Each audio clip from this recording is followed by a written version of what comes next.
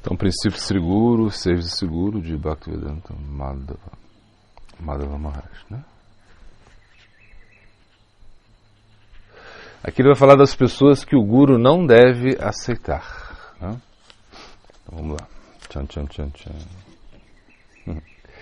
Então, existem diversos tipos de discípulos que o Guru deveria se abster de iniciar, né? Então, quem vai mostrar isso é o Haribhakti Vilas. O Haribhakti Vilas, que foi, né, compilado por Sanatana Goswami, das anotações de Gopala Bhattadasa Goswami, é o nosso Smriti Shastra. O que significa isso? As providências. Não, Smriti Shastra, quase isso. O que é Smriti Shastras? Seriam, como são os códigos que nós seguimos, aquilo que nós devemos relembrar. Smriti é relembrar, né? Então, se existe uma escritura que vai delimitar, né? Ou seja, vai falar o que nós devemos fazer, o que não devemos fazer, esse é Haribhakti Vilas, né? Claro que é impossível seguir o Haribhakti Vilas, né? É impossível seguir tudo, não tem jeito. Mas o Guru, os nossos acharyas assim, anteriores, eles como analisaram assim, os pontos mais importantes do Haribhakti Vilas e trouxeram para nós, né?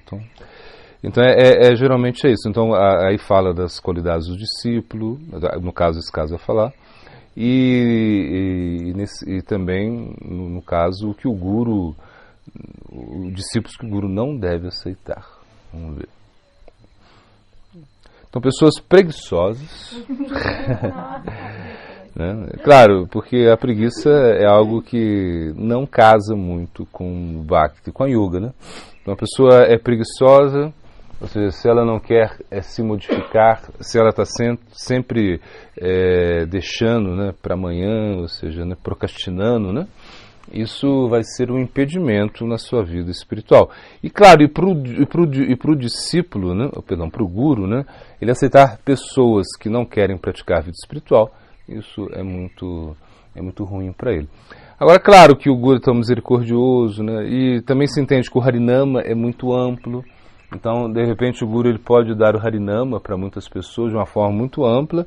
Já a Diksha, ele poderia limitar um pouco, né, ver essas pessoas são qualificadas. Outra característica que o discípulo não pode ter, ele não pode ser sujo, né? Bom, sujo, como sucio? Sujo.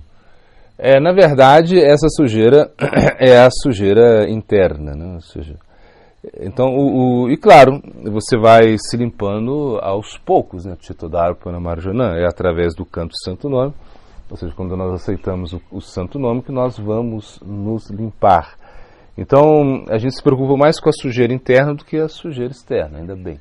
No sentido que, claro, que deveriam ser, né, bem limpos e organizados, mas o que mais vai atrapalhar a vida de um discípulo é essa sujeira interna, ou seja, a pessoa que é muito agitada, uma pessoa que é muito orgulhosa, que é mesquinha, né? Então tudo isso faz parte desse aspecto interno que a gente deveria, que o Guru deveria não iniciar essas pessoas. Claro, agora a gente também entende, né, que o Guru é muito misericordioso, como eu falei, o Harinama, ele até de certa maneira, como explicou Diva Goswami, ele dispensa a iniciação, né? Como é que é esse verso? Diksha Purashtra Vidya Pikeshana Kare Diva Sparshna Chandale Sabare Udare. Ou seja, que ele fala, para você cantar o santo, você cantando o santo nome, você pode alcançar os pés de lótus de Krishna, e você não precisa Diksha, você não precisa nem Purasharaya, nem os processos de purificação anteriores, você não precisa disso. Você precisa só cantar o santo nome. Agora, por que a gente aceita o Guru, né? Principalmente Harinama? O Harinama ele foi estabelecido assim como um Guru iniciando. Bom, a primeira vez, se eu não me engano, foi com Advaita Acharya, né? Advaita Acharya foi o primeiro que começou a iniciar, né? Porque antes a iniciação só era Diksha, já que o santo nome não precisa disso. Porque o verso fala, até um comedor de cachorro, se ele canta o santo nome, ele pode alcançar Cristo. Então, não teria necessidade de um guru em si, né? Mas a gente não pode também rejeitar o guru, porque se você rejeita o guru, se você rejeita o sadhu, isso é uma ofensa. Então, se você ofende, você não se aproxima da meta última. Então, parece que foi a Advaitacharya que primeiramente iniciou a Satimata, né? No Harinama, né? Por quê? Porque Chaitanya Mahaprabhu ele não queria mamar, né? De Satimata. Aí depois que ela tomou a iniciação de Advaitacharya, ele aceitou a mamar. Foi uma coisa assim. E também ele iniciou a Haridas Thakur, né? Em Harinama. Mas, de certa maneira, o Santo Nome ele é muito poderoso mesmo, ele não precisa da iniciação. A iniciação é algo mais formal mesmo, né? Agora, a Diksha, sim, Diksha é necessário, né? O Guru te dá a Diksha, isso, a gente não pode escapar disso, né? E com certeza, se uma pessoa rejeita o sadhu, ainda que ele cante o santo nome, que o santo nome seja tão poderoso que possa entregar tudo para ele, ele não vai avançar, porque está rejeitando o Guru. E também aqui ele vai falar que outros aspectos que deveriam ser evitados, né? Ou seja, que o Guru deveria evitar essas pessoas que são muito cobiçosas, muito apegadas ao desfrute sensorial. Na realidade, o que ele quer dizer aqui, o Haribhakti Vilas quer dizer, é que o Guru deveria ter um pouco de cuidado em não querer iniciar, ou seja, ele deveria tomar cuidado para não iniciar muitas pessoas, né? Então, às vezes, um Guru ele pode querer iniciar muitas pessoas que são desqualificadas, né? E isso vai prejudicar a própria vida espiritual, né? Mesmo o Gurudeva, onde passa a Bhakti Vibhuti Bodhana Maharaj, ele fala que seguro é uma espécie de maldição, né? Porque você acaba sendo muito prejudicado com tantos discípulos desqualificados. Então ele vai falar de algumas características que o Guru deveria evitar. A gente sabe que o Guru, muito misericordiosamente, ele pode aceitar essas pessoas ainda assim com todos esses defeitos, né? Porque o Bhakti, como a gente viu também o Prabhupada Bhaktivedanta dizer, é a misericórdia. Você espera que a misericórdia chegue. E se você não tem um Guru, se você não tem um sadhu, se não existe um risco, né?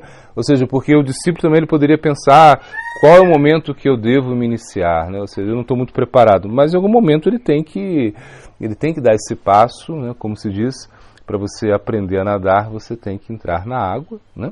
E o discípulo e o Guru também ele tem que arriscar, porque se o Guru ficar pensando, não, ele é desfrutador, né? Ele bom, enfim, se ele começar a pensar, ele é preguiçoso, aí o Guru não vai iniciar ninguém, ou seja, então ele tem que arriscar. É um risco aceitar discípulos, né? E também e o Guru ele se dá esse tipo de risco, né? Por exemplo, a gente vê o caso de Narada Muni, né? Iniciou Valmiki, né? Ou seja, que antes era o nome dele? Esqueci. Bom, que era muito... Antes ele tinha uma vida muito pecaminosa, né? Era um assassino, né? Um ladrão, mas Narada Muni iniciou, tem Mrigari também, que Narada Muni, né, deu misericórdia para eles. A gente vê assim vários casos, né, de pessoas que foram iniciadas pela misericórdia dos Vaishnavas sem muitas considerações posteriores, né? Então a misericórdia do Bhakti, o Bhakti é muito amplo, muito misericordioso, né? Por isso nós podemos entender que o Guru sempre vai dar misericórdia, né? Mas também entendemos que os discípulos devem melhorar e não ter todos esses defeitos aí que o Haribhakti Vilas está dizendo.